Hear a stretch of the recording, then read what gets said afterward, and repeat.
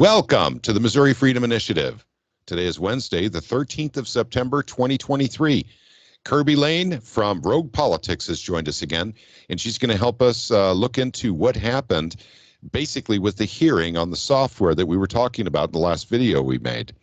But before we do that, I actually kind of misspoke on something. Even though Kirby clearly showed on the screen, what was going on, I misspoke. And it had to do with the relationship between two law firms. So Kirby, would you mind helping us out with that? So it was actually a lobbyist firm and a law firm. And where the issue lies is that it was unclear that Speaker Plucker does not work for the lobbyist firm. He has taken a position with Blitz, Barget, and Deutsch, which is a law firm. And it was started by the father of John Barget. So that's where the connection is, not that our speaker is working for a lobbyist firm. As far as we can find, that is not the case.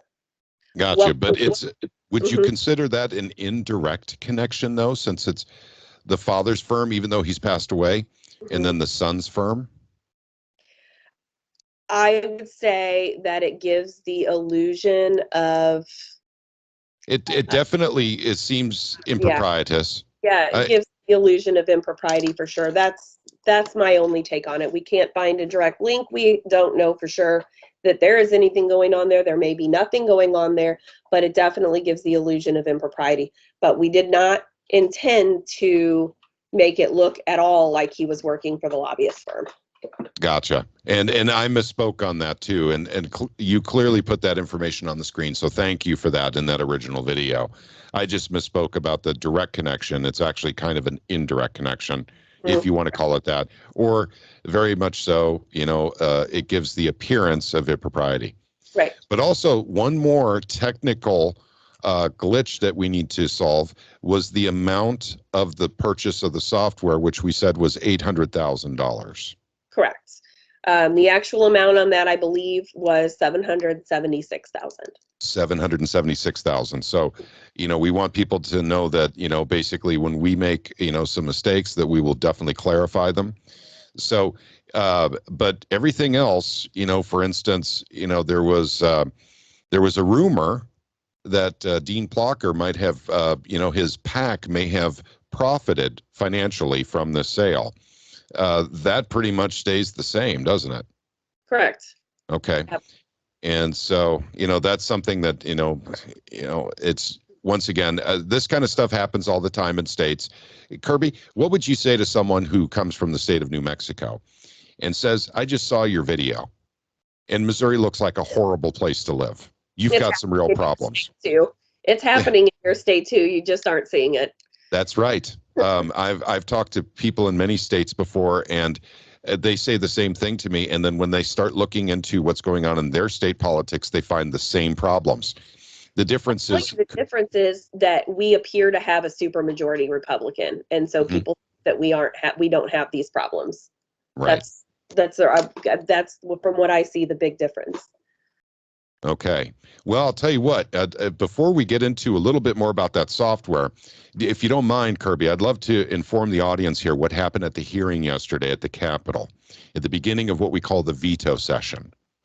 So the software package that we were concerned about that had links to ESG, social credit scoring, Klaus Schwab, Eat the Bugs, was voted down handily in the House, in the hearing, which had no bill associated with it. In other words, there was no official legislation to look at the software. There was also no appropriations. In other words, there was no money earmarked to purchase this software. And then suddenly, out of the blue, during a veto session where we're supposed to be looking at bills that the governor is sending back to the House and the Senate, suddenly, out of the blue, there is a hearing on some software that there's no legislation for and no money for, and they're having a hearing on it. And that's exactly what happened. They had a hearing on it, but it was handily voted down. It was unanimous in the House hearing. No one voted yes to go forward with the software. In fact, there was a motion in that meeting that we forget all about this software and that we don't even think about getting this software or any other constituency management software for a minimum of 2 years. Mm. So this was a major win for the constituency. This was a major win for rogue politics. Excellent job. And very, very nicely done. Thank you for doing that. And I'd like to say one more thing on my earlier, thing about other states. When we talk to them and they say, well, Missouri looks like a horrible place. It's because of citizen journalists like Kirby Lane and Catherine Dreyer that Missouri is actually starting to look better. So I'd like to say that. Okay, so let's get into this software a little bit more, and we're talking about Fireside software. Correct. And I believe that you had a little bit more information that you wanted to share on it. Correct. I did get an update today that there is a chance that this software is already being used within our Missouri our U.S. congressional representatives' offices. So your U.S. representative offices and possibly the senator's offices.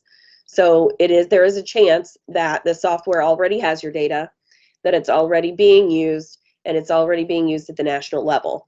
So what I would recommend is, if you're concerned about this, which I'm sure your audience is, since there's been such an uproar, to contact your U.S. representative and your U.S. senator and ask them if they are using Fireside software for constituent management. If they are, I would post that and let other people know. And I would also let them know that you do not want your information on there, that you do not want your data on the cloud, and you want your data removed. I don't know if they can even do that. Seems a reasonable request based on the research that you guys did on the software, though. Right. And we don't know where the software is written. So I do want to state that for the record. We do not know at this time where it's written. That is something that we're working on as well, trying to figure out where, if it was written here, if it was written in China, if it was written in the United Kingdom, where was it written? Who has our data? When all this is said and done, when they upload our data to Fireside, who has it? Okay, well, let me ask you this then. Sometimes, someone will watch our video that's in a different state. Would you recommend someone in Nevada call up their congressional, representation and ask them if their, constituency management software is Fireside? Absolutely.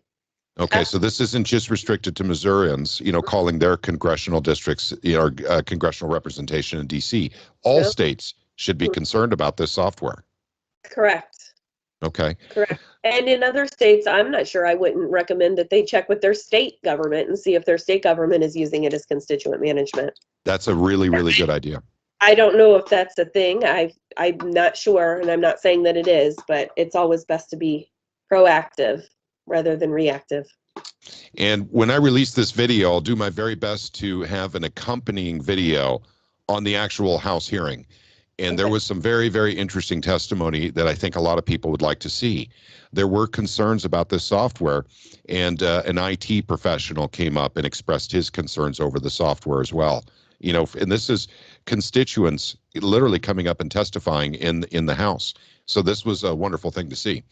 And a lot of folks literally would not have known about this if Kirby and Catherine Dreyer didn't find out about this information, and so we could actually get it out. So once again, thank you very much to Rogue Politics and all the work you do. It's stellar stuff, and we're very grateful. Thank you for having me on again. You bet. Is there anything else you'd like to cover? Not at this time. Okay. It's an ongoing situation though, so Gotcha. there might be more at a later time. There might be something coming up soon, huh? Right. I suspect there's always something you guys are digging into over there. Okay, thank you again, and it was a pleasure having you on. And I want to let everyone know who watches this video, we're going to try, no promises, to have Kirby on our live stream on Saturday night for the Missouri Freedom Initiative. So if you have questions you want to ask Kirby, you can always come into our Gilded server. The link is right down below in the description section, or you could type in, basically into the live stream chat and ask questions direct of Kirby at that time. But we're very, very grateful that you're in our state, Kirby. Thank you. You bet. You have a good night, and thank you again for joining us. And for all of you joining us tonight for this update video, thank you very much for giving us a few minutes of your time. May God bless each and every one of you. Take care, gang.